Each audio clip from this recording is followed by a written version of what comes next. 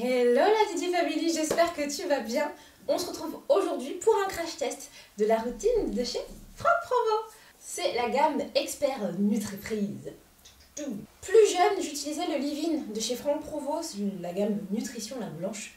Parce qu'en fait c'était les premiers produits que je testais, que je connaissais pas du tout, je regardais pas non plus les compos, et ils me faisaient de très belles boucles, donc j'aimais beaucoup. Je l'ai laissé de côté parce qu'au fur et à mesure je suis tombée dans des routines de plus en plus clean, et c'est ça qui est important pour moi. Là on est sur une routine de supermarché, chacun des produits coûte 6 €, donc c'est très peu pour des grosses contenances, on est sur du 400 ml à la fois pour le masque et aussi pour le shampoing. Donc ça revient à 1,50 € j'ai calculé pour un masque par exemple, vous voyez, donc c'est vraiment pas cher du tout. Ce qui me questionne vraiment là dans cette gamme Nutrifreeze, c'est au niveau de la compo. Moi c'est ça qui va m'intéresser surtout cette fois-ci, parce que sur les étiquettes ils mettent vraiment en avant le côté sans silicone, sans sulfate, sans huile minérale, le côté éco-responsabilité. Donc franchement, est-ce que c'est aussi le cas sur la compo? On va voir ça tout de suite. Juste avant ça, on va regarder les ingrédients principaux qui sont vantés par la marque. Donc c'est l'aloe vera et le beurre de mangue. L'aloe vera pour le côté tout ce qui est hydratant, brillance, force, qui renforce le cheveu. Et le côté beurre de mangue, donc pour la brillance, l'éclat et le côté émollient. L'objectif des produits sur la marque, c'est pour avoir une matière de cheveux immédiatement nourrie et renforcée. Sur le papier, it's very amazing. Mais maintenant, on va voir ce que ça vaut en vrai. J'allais oublier, sur Insta, je te le rappelle au cas où tu ne l'aurais pas entendu ou vu, je fais maintenant des réels lors de la première utilisation des produits. Comme ça, si toi t'as pas envie d'avoir le blablabla que je vais dire après, mais juste avoir le résultat, tu l'as sur Insta. Voilà, en vrai, qu'est-ce que ça donne? Tous les liens, comme d'hab, sont en barre d'infos. Certains liens que je vous mets dans la barre d'infos sont des liens traqués. Je préfère vous le dire. Ça me permet de gagner un petit peu de sous dessus pour continuer à vivre de ma passion et de continuer à faire des vidéos. Donc n'hésitez pas à cliquer sur les liens, ça me fera très plaisir. Alors, le shampoing, il a un petit parfum en odeur exotique. Je pourrais pas vous dire quoi, mais je pense que c'est à cause de la mangue. Je vous laisse avec l'utilisation. Oui, j'ai dit un côté de savonnette parce que je tourne un réel en même temps. Alors, je vous montre un peu ce que ça donne. On a une bonne odeur. Je sais pas, ça sent l'abricot un peu, je trouve. Ah, c'est de la mangue. En ce moment, je pense que ma caméra, elle est pas loin de lâcher parce qu'elle fait des bruits tout le temps. Bref, donc là, on a une texture toute lisse. Qui mousse bien. Je viens de le faire de l'autre côté, je peux vous dire que ça mousse bien. Et en ce moment, je suis trop en mode fais ce que je fais, pas ce que je dis. Non, en fait, ce que je dis, pas ce que je fais. Je fais plus de section ni rien. C'est hyper agréable en termes de sensation, c'est super frais. Je pense que c'est plus parce que c'était là où je l'ai stocké. Vous voyez, ça mousse vachement bien. Je pense qu'il doit y avoir pas mal de...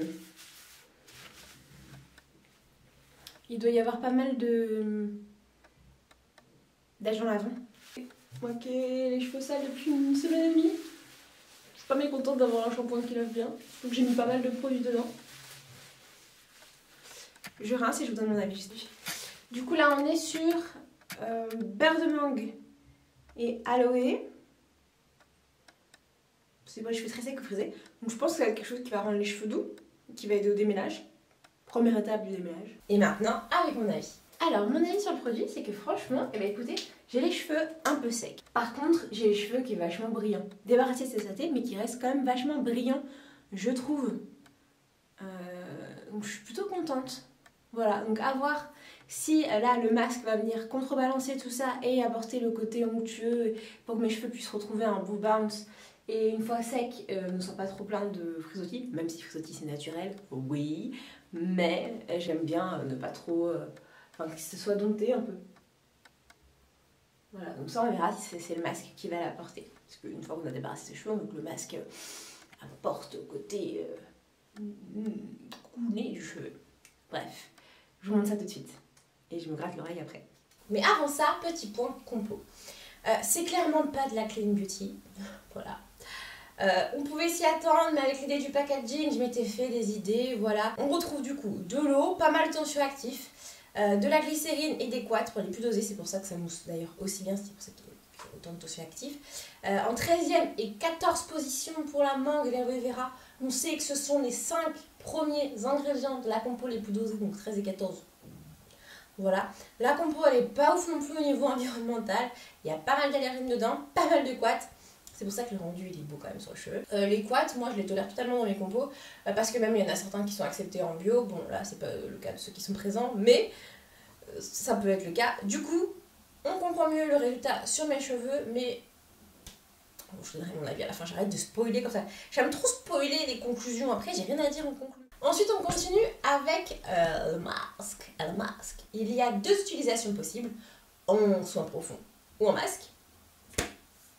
Voilà. Même odeur. Je te laisse avec mon utilisation. Alors, la texture, on a une texture qui est en crème fraîche. J'adore ce genre de texture, moi, c'est mes préférés. C'est celle qui va bien englober les cheveux. Après, on a les cheveux tout doux dans ce genre de texture, donc c'est ce que j'attends. Puis là, il faut rattraper un peu le côté très nettoyé du cheveu. J'applique toujours grossièrement et après, oh, c'est trop agréable.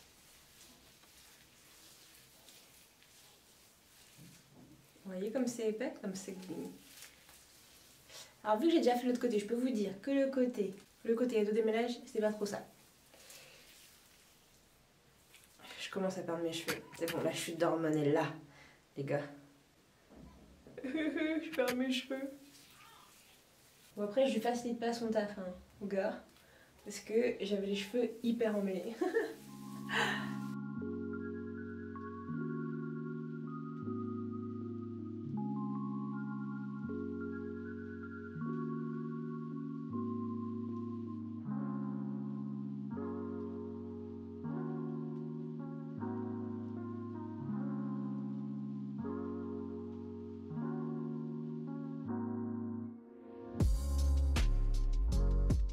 Alors, à la sortie du rinçage et après avoir légèrement essoré mes cheveux pour que vous puissiez voir un résultat qui est à peu près similaire au résultat sec, parce que en gros, mes cheveux, une fois qu'ils sont rincés, ils remontent, après ils vont venir shrinker un petit peu et basta. Mais j'ai quand même les cheveux, bon, je vais pas dire qu'ils sont totalement full brillants, mais ils sont quand même jolis, ils sont doux, ils sont souples. Je n'ai pas du tout ni étudié la compo, ni étudié exactement à quoi devait servir le produit avant le tournage.